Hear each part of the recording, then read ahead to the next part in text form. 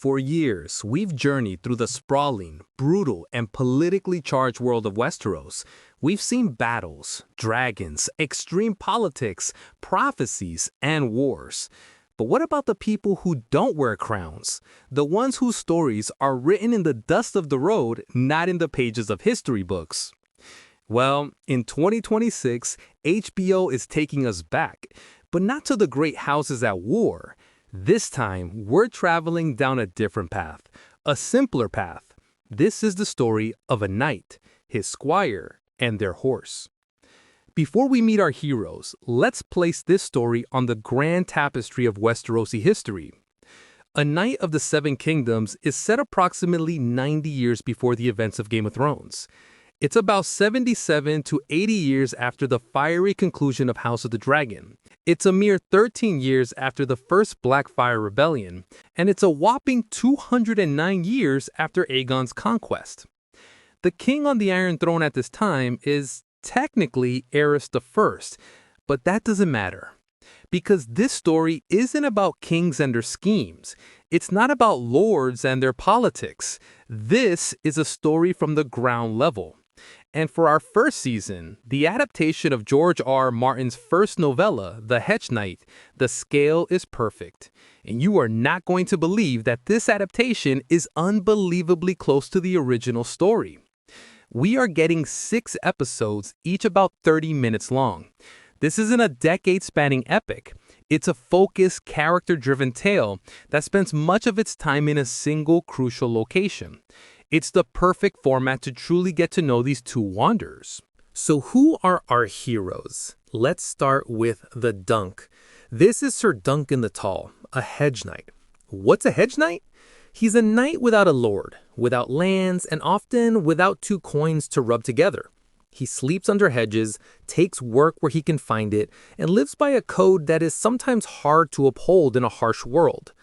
Dunk is, well, he's tall. Exceptionally so, but more importantly, he is young, new to his knighthood, and filled with an earnest, sometimes naive desire to be a true knight, the kind they sing songs about.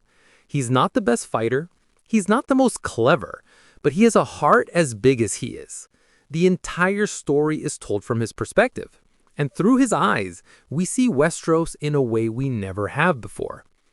And then there's his squire, Egg. Where Dunk is simple and straightforward, Egg is not.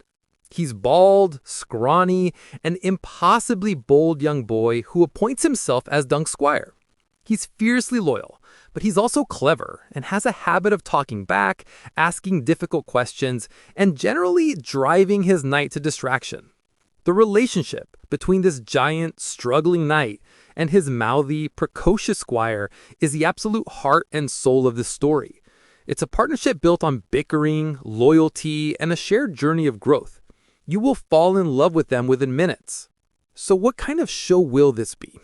If Game of Thrones is a political thriller and House of the Dragon is a Shakespearean tragedy, then Dunk and Egg is a Westerosi road movie.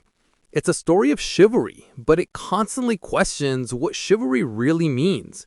It's lighter on large-scale politics and massive battles, but rich with character, humor, and the small personal struggles of doing the right thing. Don't mistake lighter for without stakes. This is Westeros after all. Conflict is inevitable, but Dunk and Egg's journey won't be a solitary one. The world of Westeros is filled with legendary figures, and our hedge knight is about to crash directly into them. On one side, we have the paragons of knighthood, the living legends.